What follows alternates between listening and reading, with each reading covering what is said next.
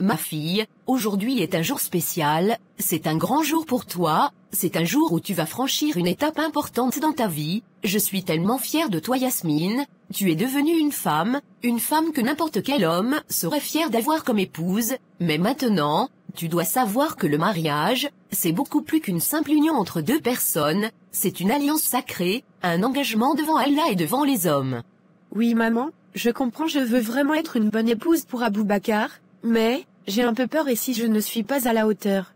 Ne t'inquiète pas ma fille, tu seras une bonne épouse Inch'Allah, mais pour cela, il faut que tu comprennes ce que signifie vraiment être une femme mariée. Tu vois, dans le mariage, la paix et l'harmonie sont essentielles, et pour y parvenir, il faut que tu sois patiente, aimante, et respectueuse envers ton mari.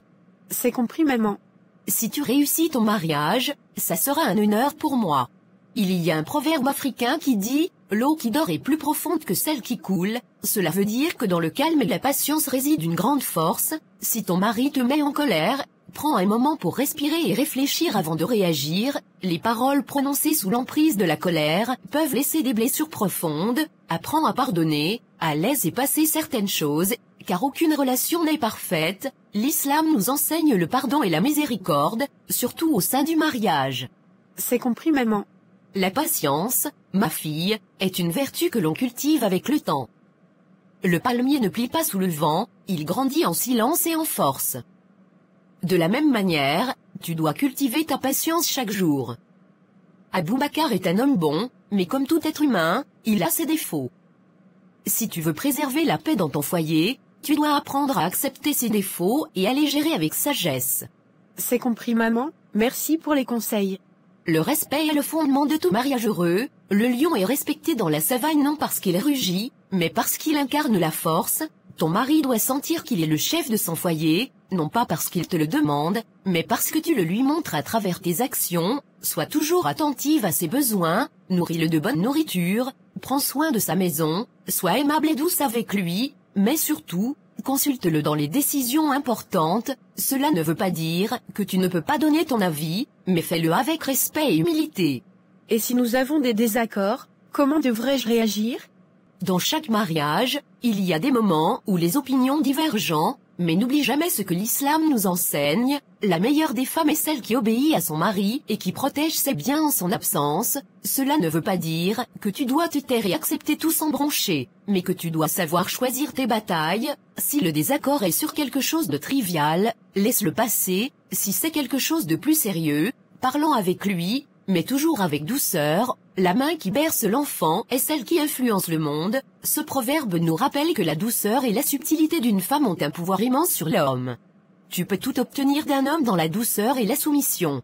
Le mariage est aussi une affaire de compromis. Le crocodile sourit, mais c'est dans le silence de l'eau qu'il trouve sa force.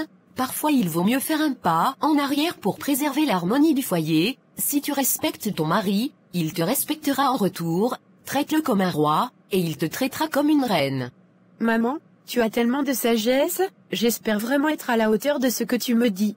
Tu le seras, et n'oublie pas, le mariage est aussi un acte d'adoration. Le paradis se trouve sous les pieds des mères. En étant une bonne épouse, en respectant ton mari et en élevant tes enfants dans l'islam, tu gagnes des bénédictions chaque jour. Prends soin de ton foyer, sois un soutien pour ton mari dans les moments difficiles, et il fera de même pour toi.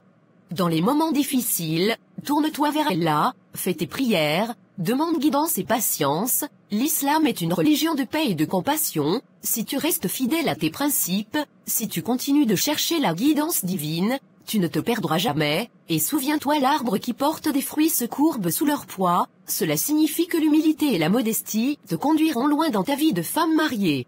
Merci maman, tes conseils me rassurent. Je vais essayer de faire tout ce que tu m'as dit. Je veux vraiment que mon mariage soit heureux et béni. Je n'ai aucun doute que tu seras une bonne épouse. Tu es une fille aimante, respectueuse et pieuse.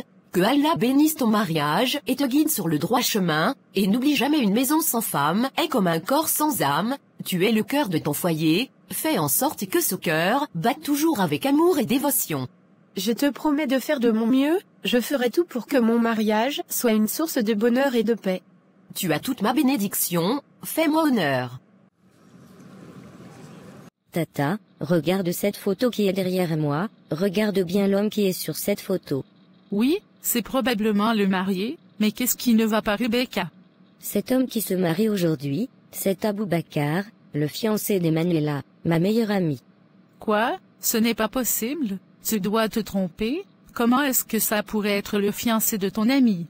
C'est bien lui, je le connais, je ne pourrais jamais me tromper, Aboubacar et Emmanuela sont ensemble depuis 6 ans, ils ont traversé tant de choses ensemble, ils ont vécu 3 ans de relation à distance, quand il est parti aux États-Unis, et elle a tout sacrifié pour lui, pour qu'il puisse réaliser ses rêves. Mais Rebecca, comment cela est-il possible? Tu es sûre qu'il s'agit du même Aboubacar? Les hommes sont très mauvais, comment on peut agir comme ça? Hier ils étaient ensemble, il lui a dit qu'il devait partir aujourd'hui au village avec sa mère pour voir la tombe de son père, c'est pour ça qu'il ne pouvait pas être présent à son anniversaire ce jeudi, mais en réalité, il se marie avec une autre femme aujourd'hui. Je suis tellement dépassée. Je n'arrive pas à y croire, mais comment un homme peut-il être aussi cruel, aussi hypocrite, et Emmanuela ne se doute de rien? Non Tata, elle ne sait rien, elle l'aime tellement qu'elle ne voit pas ce qui se passe sous ses yeux, elle a même reporté son anniversaire à samedi pour qu'ils puissent le fêter ensemble, mais tout ce temps, il préparait ce mariage dans son dos, comment peut-on trahir quelqu'un de cette manière? Ma pauvre Rebecca, je ne sais même pas quoi te dire, c'est comme ça, malheureusement, que finissent souvent ces relations où la religion est différente, les parents finissent par faire pression, et tout ce qui a été construit s'effondre comme un château de cartes. Mais Tata, Emmanuela s'est tellement sacrifiée pour lui, c'est grâce à elle qu'il est parti aux États-Unis, c'est elle qui l'a soutenu financièrement, qui l'a encouragé quand il doutait, elle a refusé tant d'hommes riches, qui voulaient l'épouser, juste parce qu'elle croyait en lui, qu'elle l'aimait sincèrement, et maintenant, il la remercie en l'abandonnant pour une autre femme, comment est-ce possible d'être aussi ingrat? C'est terrible, c'est vraiment terrible, comment un homme peut-il être aussi insensible? Tu sais, parfois les hommes sont aveuglés par les attentes de leur famille, par les traditions, mais cela n'excuse rien, ce qu'il fait à Emmanuela est impardonnable. Je ne peux pas le croire, comment peut-il dormir la nuit, sachant ce qu'il fait à Emmanuela? Il l'a trompée, il lui a menti pendant tout ce temps, il lui a fait croire qu'ils allaient se marier, et tout ça, pourquoi? Pour épouser une autre femme. Je dois appeler Emmanuela, elle doit savoir ce qui se passe, elle mérite de savoir la vérité, elle ne peut pas continuer à vivre dans le mensonge. Non, ce n'est pas le bon moment, si tu lui dis maintenant, elle pourrait faire une crise, elle pourrait se précipiter ici et créer un scandale, ce n'est pas ce que tu veux pour elle, elle est déjà assez blessée, inutile de lui infliger une humiliation publique, attendons, parlons-lui après, quand les choses seront plus calmes. Mais c'est si difficile de rester là, à regarder ce mariage se préparer, en sachant ce qu'il a fait, comment peut-on être aussi manipulateur, aussi froid? Les peuvent être tellement ingrats, ils prennent ce qu'on leur donne, ils promettent le monde, puis ils tournent le dos au moment où on a le plus besoin d'eux, mais sache que la vie est un cercle, ce qu'il a fait à Emmanuela, il en paiera le prix un jour ou l'autre. On ne peut pas bâtir son bonheur sur les larmes et la douleur des autres. Je veux croire qu'il paiera pour ça, mais en attendant Emmanuela souffrira, elle a tout sacrifié pour cet homme, et il la laisse tomber sans même un mot d'explication. Comment lui annoncer ça? Comment lui dire que l'homme qu'elle aime est en train d'épouser une autre femme? Il faudra beaucoup de douceur, ne lui dis pas tout d'un coup, explique-lui doucement, laisse-la pleurer, sois là pour elle, elle aura besoin de tout ton soutien pour traverser cette épreuve, mais sache que parfois, ces moments de grande douleur nous rendent plus forts. Peut-être que c'est une bénédiction déguisée pour elle, un moyen de se libérer d'un homme qui ne mérite pas son amour. Tout le monde lui a parlé, même ses parents de leur vivant lui ont demandé de quitter cet homme, mais elle n'a jamais su les écouter, regarde aujourd'hui comment il la remercie. Tu sais, elle était juste amoureuse de lui, c'est tout à fait normal. Ce genre de trahison est difficile à accepter, j'imagine sa peine. Chaque matin, il faut prendre une minute pour avoir peur des hommes, je comprends ces femmes qui refusent de souffrir avec les hommes, car souffrir avec un homme c'est préparer l'avenir d'une autre femme.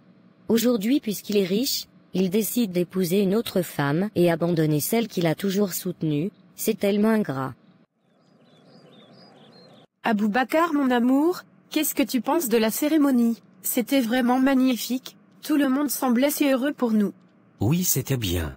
Je suis tellement heureuse que tout se soit bien passé, Maman a mis tant d'efforts dans l'organisation, et tout était si parfait, comme je l'ai toujours rêvé. Tu as vu à quel point tout le monde était ému pendant la cérémonie.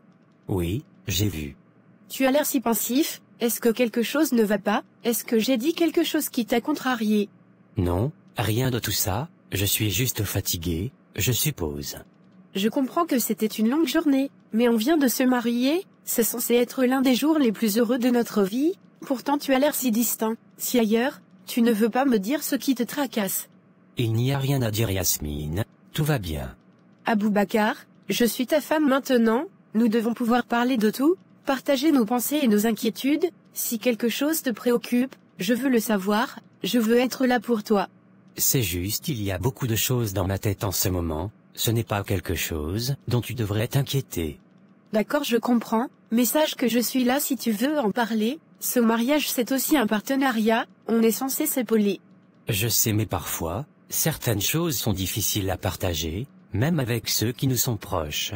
Je comprends, peut-être que tu as juste besoin de temps pour digérer tout ce qui s'est passé aujourd'hui. Peut-être. Tu sais, pendant la cérémonie, j'ai vu la fierté dans les yeux de ta mère, elle était si heureuse de nous voir nous unir, c'est un moment important pour nos deux familles. Oui, je sais ce que ça signifie pour ma mère, c'est ce qu'elle a voulu. C'est important pour moi aussi, j'ai toujours rêvé de ce jour, et maintenant qu'il est arrivé, j'espérais que nous pourrions partager ce bonheur ensemble. Le bonheur c'est une chose complexe, tu ne trouves pas? Parfois ce que l'on croit être le bonheur n'est qu'une illusion. Pourquoi dis-tu ça? Tu ne crois pas que nous pouvons être heureux ensemble? Je ne sais pas Yasmine, tout semble si différent de ce que j'avais imaginé. Je pensais que nous étions sur la même longueur d'onde, que ce mariage était ce que tu voulais aussi. C'est ce que tout le monde voulait Yasmine, mais moi je suis encore en train de comprendre ce que je veux vraiment. Je suis désolée que tu te sentes ainsi, mais s'il te plaît, ne me laisse pas dehors, je veux vraiment que ça marche entre nous, dis-moi ce que je peux faire pour que tu te sentes mieux. Il n'y a rien que tu puisses faire, ce sont des choses que je dois régler moi-même. D'accord, je comprends, mais sache que je suis ici pour toi, quoi qu'il arrive. Merci Yasmine, je vais essayer de me reposer un peu. D'accord, je vais te laisser un peu d'espace, mais n'oublie pas que je suis là, juste à côté. Oui merci. Et Manuela, est-ce que tu as parlé avec Aboubacar aujourd'hui? Oui, on a échangé quelques messages, il m'a dit qu'il est bien arrivé au village avec sa mère, il m'a prévenu qu'ils allaient être très occupés avec les cérémonies, donc on ne pourra pas trop se parler jusqu'à ce qu'ils reviennent. Pourquoi cette question? Et il t'a dit quoi d'autre? Rien d'inhabituel? Non, rien d'étrange, juste qu'il sera pris par les cérémonies au village. Pourquoi, qu'est-ce qui se passe? Rebecca, tu as l'air préoccupée. Et Manuela, il y a quelque chose que je dois te dire, quelque chose de très important, mais je veux que tu sois forte, d'accord?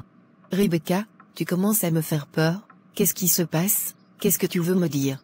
D'accord, écoute, je suis allée décorer au mariage aujourd'hui avec ma tante, un mariage qui m'a semblé tout à fait ordinaire jusqu'à ce que je réalise qui se mariait. Qui se mariait? Rebecca, qu'est-ce que tu veux dire? Et Manuela, l'homme qui se mariait, c'était Aboubacar, c'était son mariage aujourd'hui. Quoi, tu plaisantes, n'est-ce pas? C'est impossible, il m'a dit qu'il était au village avec sa mère, tu dois te tromper de personne. Non Manuela, je suis désolée, mais c'est bien lui, ce salaud s'est marié aujourd'hui à une autre femme, j'ai tout vu, de mes propres yeux, j'ai même les images dans mon téléphone, c'était une grande cérémonie, il y avait beaucoup de monde, sa mère était là, tout le monde semblait heureux. Non, c'est impossible, Aboubacar ne ferait jamais ça, on est ensemble depuis 6 ans, il m'aime, il me l'a encore dit récemment, pourquoi est-ce qu'il m'aurait fait ça? Je ne sais pas Emmanuela, je ne comprends pas non plus, mais je l'ai vu se tenir là, aux côtés d'une autre femme, échangeant des vœux de mariage. Il m'a menti tout ce temps, il m'a menti, comment a-t-il pu faire ça, après tout ce que j'ai sacrifié pour lui, 3 ans d'attente, 3 ans où je me suis battue pour notre amour, 3 ans où j'ai tout perdu, mes parents, ma stabilité, et lui il était en train de préparer son mariage avec une autre femme tout ce temps.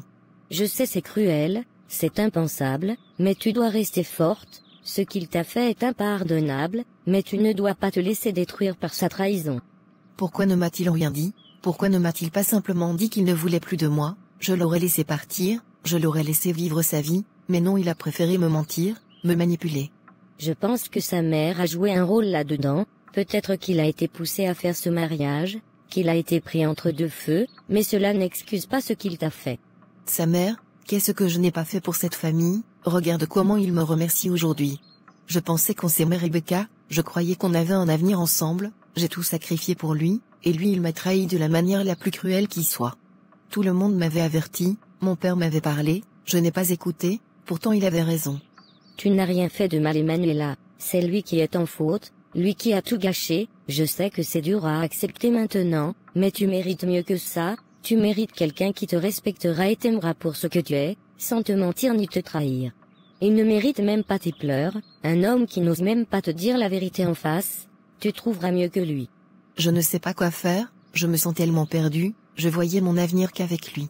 Tu ne mérites pas d'être triste et de pleurer pour lui, c'est un salaud et un sale ingrat. Il va le payer très cher, ne t'en fais pas. Mes parents m'avaient parlé.